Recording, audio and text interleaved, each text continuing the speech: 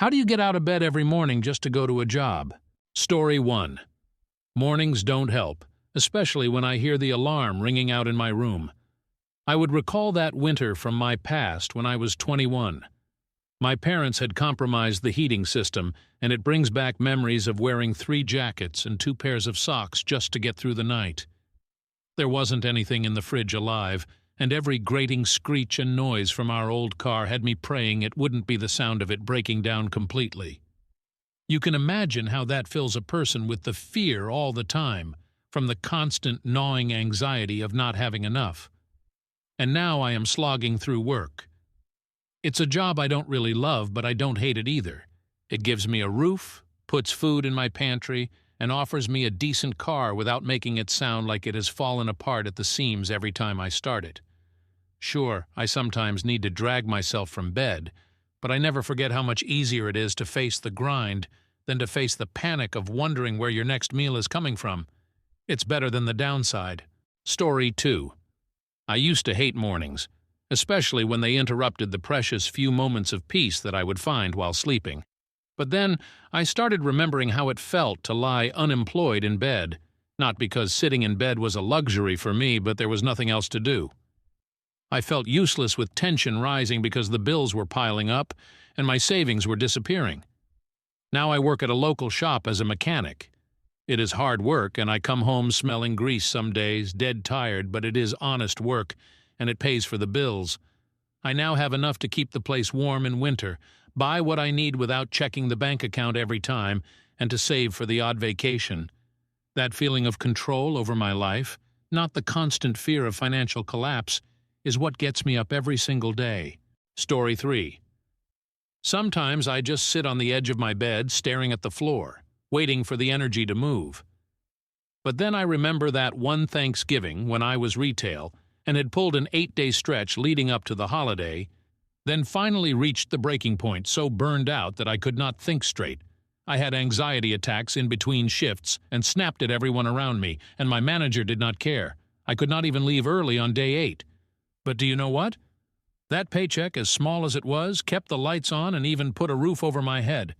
I've had worse stresses than these, like when I could not afford even a bottle of shampoo and had to wash my hair with dish soap. So yeah, I still hate my job sometimes, but I would rather slog through it than have the suffocating stress from having nothing. That thought alone gets me up every day. Story 4.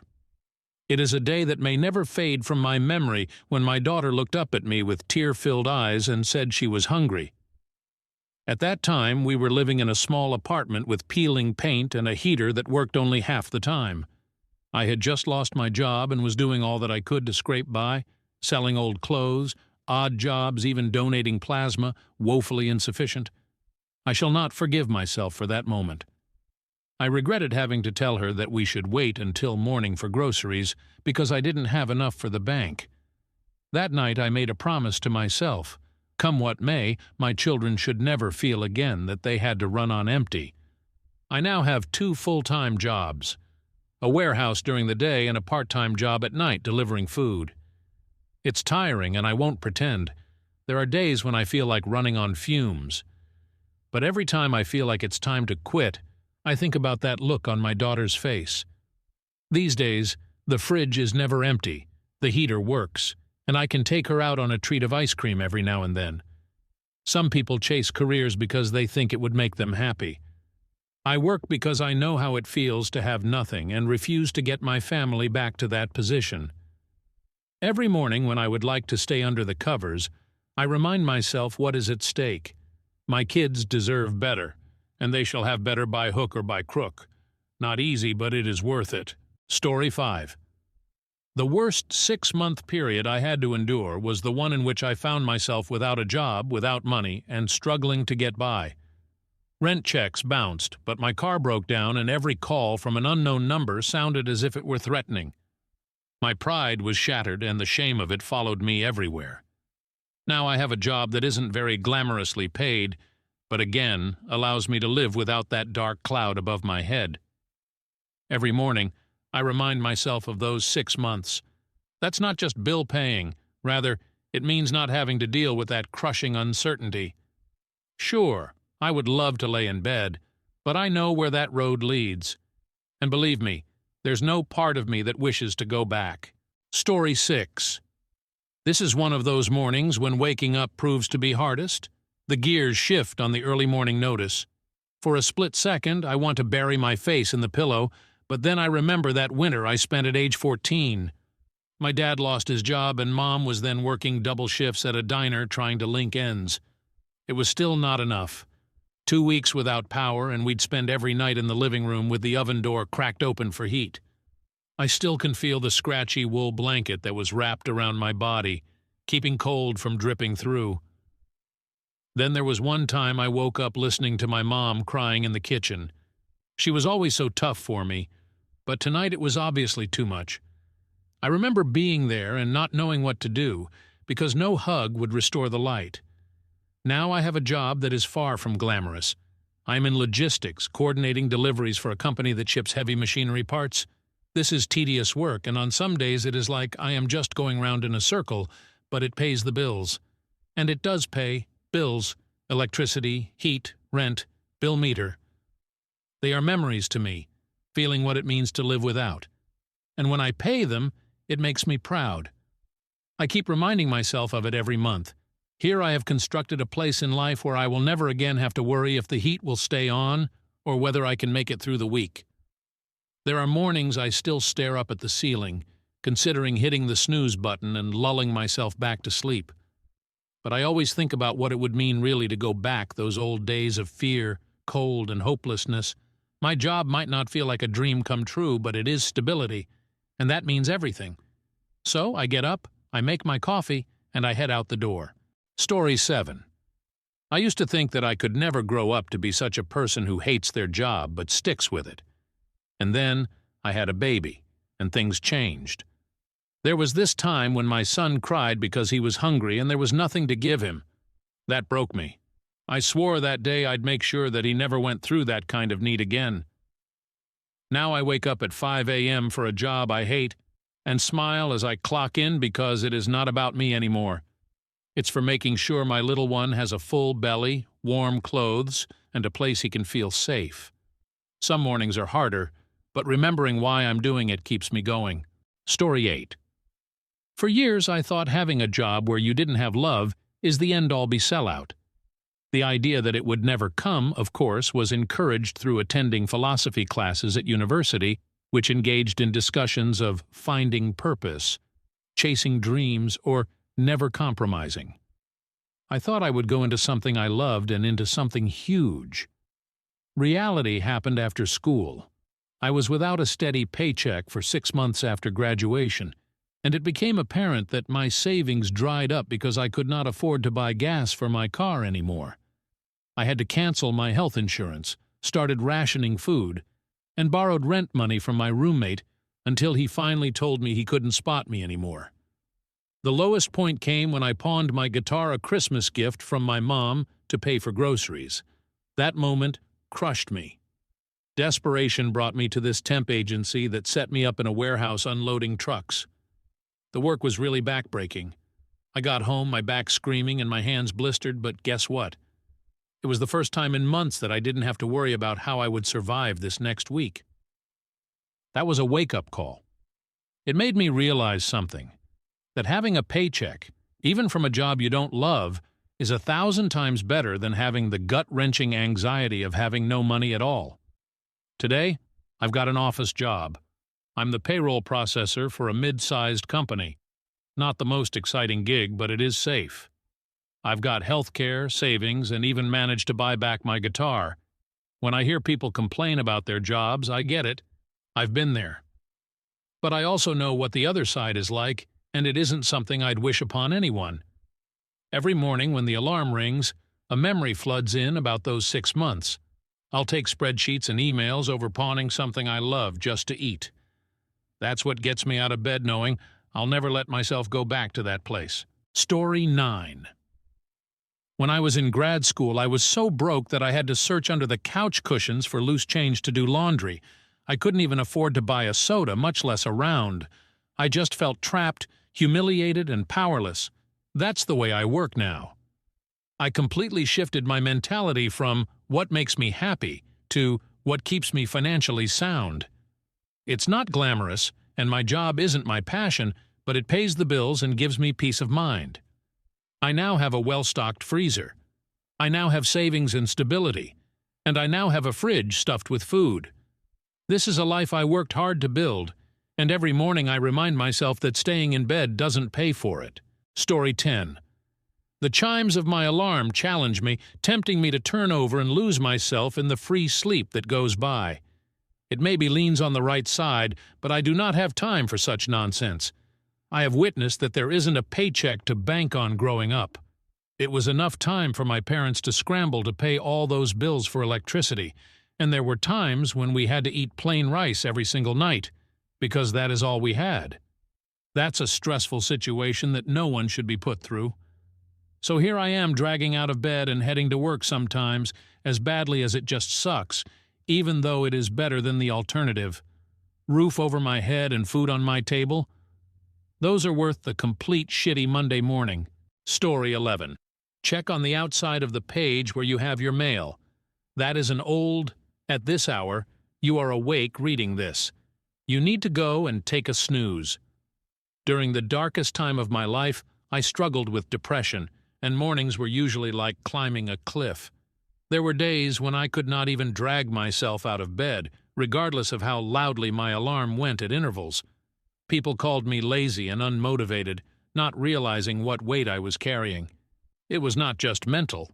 It was physical, too. I was worked for 2 retail jobs where I would spend hours standing with customers who treated me as if I had died, but was somehow still living. It was as if I suffocated in a drowning cycle of tiredness and hopelessness. It happened to have an incident where my body finally broke. I ended up having to go to the ER one night due to chest pains, which turned into a panic attack. It was that evening that became my turning point. I started therapy, began using drugs, and slowly began rebuilding. I left one of the retail jobs and found a full-time place within tech support. It's not a dream job, but it's a consistent one, and I'm treated well by the company. It's glorifying work, but it's manageable, enough breathing room to focus on myself some mornings, and then it still begs me to stay under the covers, letting the world spin without me just a little longer. But then I remind myself of how far I've come. It isn't just going to work and getting a paycheck anymore. It is reclaiming my life. I am no longer that person bound in an endless loop of misery. I might not define myself by my job, but it helps create that balance, gives me a little stability, and may just be enough to prove I can and will push forth. Every day I get out of bed is a small victory, and I hold on to that. Story 12. Every day I wake up with the memory of that one Thanksgiving when I worked in retail for 8 days in a row. It was sheer hell, long shifts and rude customers, plus a manager who simply didn't care about whether we were burnt out or not. I grew up, cried in my car, fresh out of a double shift, completely exhausted. But that paycheck served like a saving grace. It would allow me to pay rent, gas my car, and keep the lights on. That is when it struck me. A job needn't be fulfilling to be valuable. These days I work a quiet office job. Of course, it isn't what I dreamed of, but it helps me get by and isn't unpredictable either. I think back on the retail days of working and the fear of not being able to pay my bills whenever I feel too tired to get up. That thought alone is enough to get me moving. Story 13. Back in the day, at one time, I was able to categorize jobs like anything beyond work, like follow your heart or pursue your passion kind of job think. Then reality hit me right in my face during my early 20s. I happened to spend 6 months unemployed right after graduation, with every day filled with nothing but stress and shame.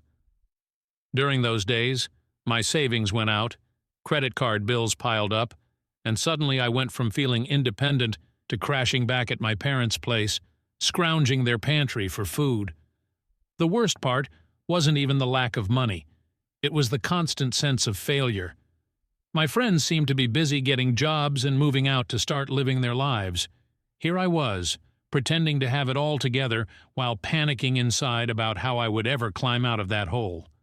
One day, Dad gave me the classifieds and said, "Any job is better than no job."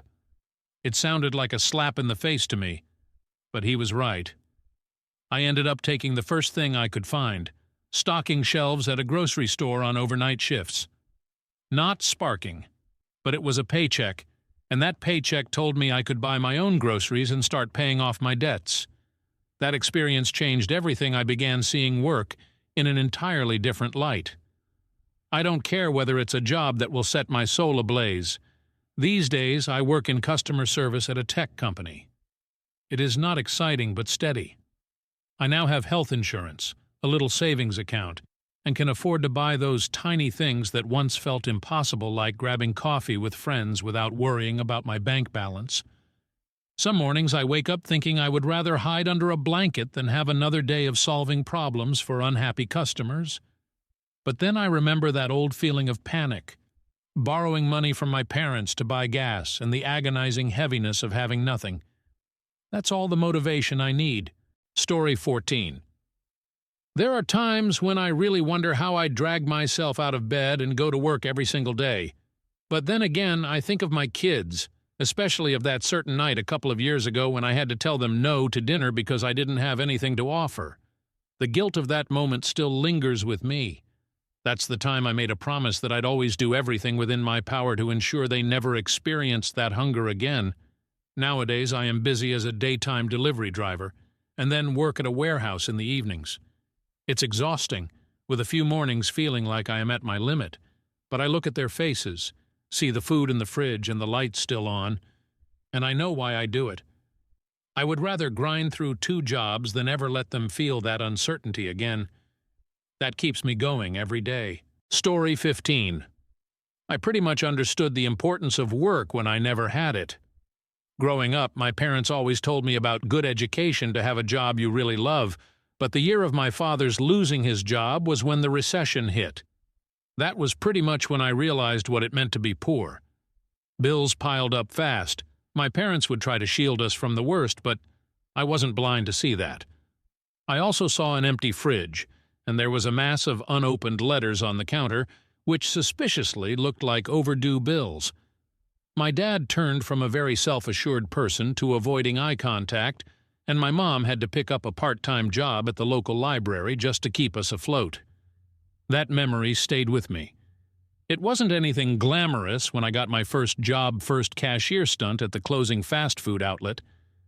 But at least there was some cash coming in, something to occupy myself with, so that the wondering gloom of losing everything wouldn't be always there. Years later, I have moved to a long way on the path to a pretty well-paying job with a logistics company. I'd say it has my interests, but it pays well enough to keep the lights on, and it isn't entirely dreadful walking into the office every morning. There are times when I really think about calling in sick just to avoid the monotony, but then I think about what it was like to sit in the dark during those power outages or to see my parents scrape together change to go and get the groceries. It was this way that taught me that a paycheck comes in as a privilege and not a burden. So yes, I roll out of bed, pour my coffee, and remind myself that I'm doing this not just for the money, but for the security it provides to me and the people I love. Story 16. For me, mornings have always been the hardest time of the day. There is a moment when I sit on the edge of my bed and try to convince myself to get moving. But like clockwork, my son starts laughing in the other room. He's playing with his toys, probably building yet another Lego city, and this sound is what will finally get me up. I wonder how different his life is from mine at his age. For me, when I was little, we did not have much. My parents worked hard, but some days there would be no food. I remember one particular horrible winter when they turned the heat off, and we had to bundle up under blankets to sleep. The horrible fear of not having enough continues even today when I have my own family. It pushes me every single day. Not that my work is glamorous. I am a mechanic at a small-town auto shop, but it's a steady, honest job, brings just enough money to keep my son from worrying about the same things I did. I don't mind grease under my fingernails or long hours, since I know what's at risk. Some mornings when I'm especially tired, I think about what it would mean to miss a day's work, how much it could set us back. That thought alone gets me moving. I tie my boots, collect my packed lunch, and walk out the door. The moment I walk through the shop door with a cup of coffee in hand, the exhaustion begins to fade. And then I remind myself that each repair I do, each long shift I work, is for my family. It's not merely a job, and it is my way of making sure my son never knows what it is like to go without. Story 17. Every morning, as soon as my alarm goes off, I feel the urge to stay in bed and ignore it all. But then, I remember being 19 and broke, living in a tiny apartment with no heating during the winter. I was too proud to call my parents for help, so I scraped by on canned soup and cheap noodles while piling blankets on myself at night to keep from freezing. I'd walk to a part-time gig at a gas station, praying my old shoes wouldn't fall apart. One day, I couldn't even afford to do my laundry, so I collected enough cans to cover the cost. That kind of struggle doesn't leave you. Now I work a steady job in IT, not glamorous, but it pays well enough to keep me comfortable. I've got a warm house, food in the fridge, and even some savings for the first time in my life. That memory of struggling to scrape together coins for laundry is enough to remind me why I do this. The job might not be exciting, but it's what keeps the fear of those days far behind me. Story 18.